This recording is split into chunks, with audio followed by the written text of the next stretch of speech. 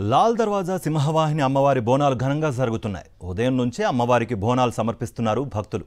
పాత బస్తీతో పాటు నగరం నలుమూలల నుంచి భక్తులు తరలి వస్తున్నారు. 2 రోజుల పాటు బోనాల ఉత్సవం జరగనుంది. మొదటి రోజు బోనాలు, అమ్మవారి శాంతి కళ్యాణం నిర్వహిస్తారు. రెండో రోజు రంగం, భవిష్యవాణి, పోతరాజుల ఆటపాటలతో ఘటాల ఊరేగింపు జరుగుతుంది. దాదాపు 500 మంది పోలీసులతో భారీ బందోబస్తు ఏర్పాటు చేశారు. పాత బస్తీలోని 23 ప్రధాన ఆలయాల వద్ద బోనాల జాతర కోసం ప్రత్యేకంగా ఏర్పాట్లు చేశారు.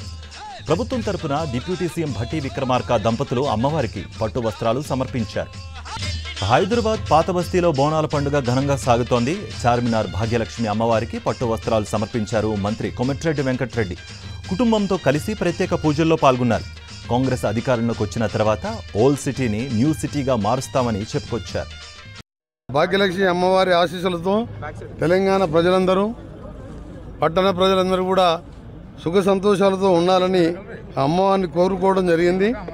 అమ్మవారి ఆశీర్వాదం నుంచి పోయిన సంవత్సరం వర్షాలు లేక ఎంతోమంది తెలంగాణలో రైతులు ఇబ్బందులు పడ్డారు.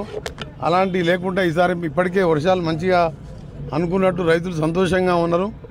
వర్షాలు కూడా బాగా పడుతున్నాయి. ప్రభుత్వం వచ్చిన 1 మంత్లోనే ఇక్కడ మెట్రో తీయాలని మా ముఖ్యమంత్రి గారు నిర్ణయించుకోవడం ఈ ఓల్డ్ సిటీ ప్రజలకు ఇది ఓల్డ్ సిటీ కాదు, న్యూ సిటీగా మారబోతున్నది. తెలంగాణ ఆషాఢ బోనాల జాతర సందర్భంగా అంబర్పేట్ మహంకాళి అమ్మవారిని దర్శించుకున్నారు కేంద్ర మంత్రి కిషన్ రెడ్డి. కుటుంబ సభ్యులతో కలిసి అమ్మవారికి ప్రత్యేక పూజలు చేశారు. సతీమణితో కలిసి బోనం సమర్పించారు ఆయన.